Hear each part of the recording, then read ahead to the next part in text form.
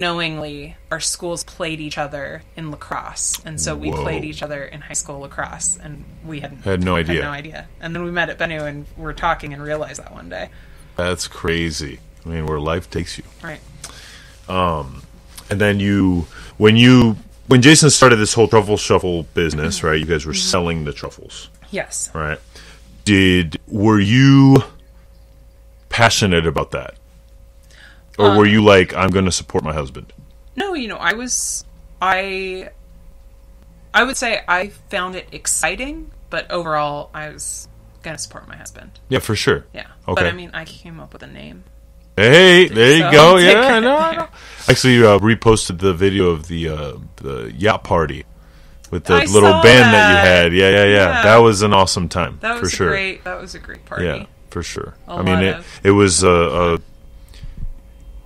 with Jason and you guys, it was always like, well, let's do it big. Right. It's like, we started this company and we're having a yacht party, and it's just like, all right, cool, you're having a yacht party, you know, and then years later, here we are. Right, and I think just being with Jason, I questioned him at first when he's like, oh, I'm going to do this. I'm like, how are you going to do that? How are you going to get there? And started questioning, and then, he's just come through on so many different things. We're going to be in Oprah magazine. We were in Oprah's magazine. We're going to be on Shark Tank. Now we're going on Shark Tank. Like, all these small and big things in our life where he said he was going to do something, and then He just put it out in the universe. It magically happens. I've stopped questioning. If he says he's going to do something, I know it's going to happen. Well, he's just such a hard worker. Yeah. Like he tells the story when he was on the podcast. He's like, well, I need to learn what a business plan was, so I looked up what is a business plan, right? And read an entire business plan. It's like, who the fuck wants to read an entire business plan? Honestly, so during that time, I was working at Qua. Yeah. He was private chefing. He would get off, and then he would wait for me, because during the week when we were in the city, we still had our place up in Napa, but we were only paying $500 a month, so we wanted to keep that spot for the most part. But we were living out of our car when we were in the city. How did you make that happen and still get to a 3-star restaurant and be like polished and ready to go? So I was able to leave my suits there.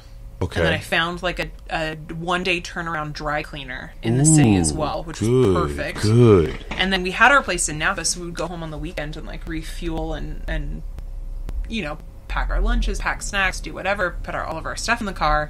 And we had this 1986 Land Cruiser Troopy that had been hollowed out, so it had a bed in the back, the windows were tinted, everything was perfect. That was Jason's car, right? That he brought camping. So we bought that car together. Okay, you bought it too. Okay, that was our first. We like to joke that it was our first home we bought together. There you go. Which it was. It was like all of our money we decided to donate, put into that, and the goal was, when we had saved up enough money, we were going to take a trip around the world and drive around the world. And so that's why we had purchased this car, basically. And we wanted to test out if we were even going to be able to do that and live on the road. So we're like, why don't we just, instead of driving back and forth from now to San Francisco every day, let's test it out and see if we're even made for this. And so it was honestly so much fun. We would like go and camp places like next to the overlook for the Golden Gate Bridge and like fall asleep to the bridge at night, and Palace of Fine Arts and like Legion of Honor and all these beautiful places in San Francisco. We would just park outside and like fall asleep there. And then we had gym memberships. So we'd go to the gym in the morning. Take a shower. In the best shape of my life. Yeah. So okay. To the gym every day. Yeah. And there you go. Live in your car, lose weight, baby. I felt like super guilty going to the gym and not working out. Not working out, just going in to take a shower. You're like, and drink smoothies. Right. Yeah. And so I would go in, I would take a shower every day, I would blow dry my hair, I would get myself ready. Every 2 weeks I'd go and get my eyebrows done or get my nails done and just make sure I was super polished, and no one was the wiser. Whoa. Yep. That's nuts. I mean, that's love right there. Yeah. Some guys like, hey, let's live in a car, and you're like, all right, let's do it. So shout out to you. Ride or die over here. Thanks. So, your life has changed drastically. Yes. From selling truffles, and then the pandemic came, and you guys switched to these virtual classes. Did you ever think that this would take hold as big as it did? I I did. I knew we had something special. Yeah. The morning, we're going to argue forever on who had this initial idea. Yeah.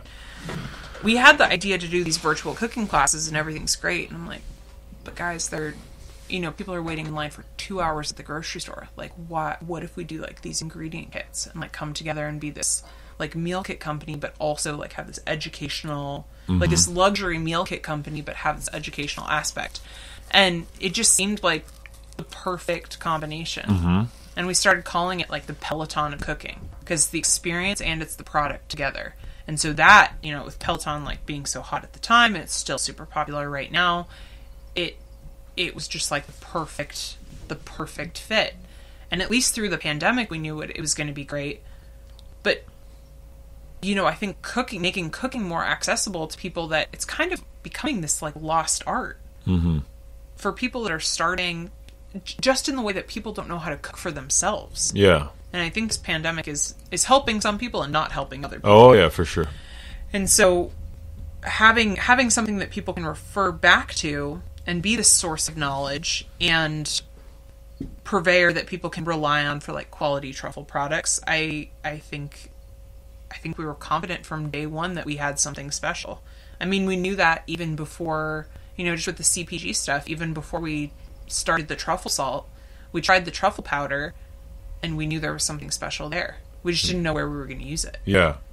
And so I think there have been markers along the way that we've just known there's been something special. And I think at the end of the day, just having this incredible team, and now I think we have a total of like 8 people that we worked with at the French Laundry that are now working for Truffle Shuffle. Yeah. I think just having this incredible team, we could be selling, I don't know, air fresheners or something, and we'd still find a way to make it fun and be successful, but just doing something that we're passionate about. And when we started selling truffles, the thing that was missing, that we didn't even realize was missing, was the guest interaction. Yeah. And this has brought us back to that, and now we're able to have this like well-rounded experience and just leave people feeling educated, feeling, sustained, I guess, right? Feeling full with a delicious meal, and just enable them to be close with their families in a time that's like really hard. Yeah. Fucking right, Sarah. Well, Sarah, I think we leave this one right here. Okay. Thank you very much. Thank you. I think people are gonna appreciate your honesty. I think they're gonna learn from it, and thank you for letting me be a part of this. I've been really grateful for you and Jason over the past year. When I'm in transition, I'm like, what the hell am I gonna do? And everything just works out sometimes, and it's crazy how in life we're all running a race, and you could be running a race across the world from another person, but somehow, some way, you end up in the same boat. Right. So, thank you. This has been Sucio Talk. Sarah Rundle, signing off, baby.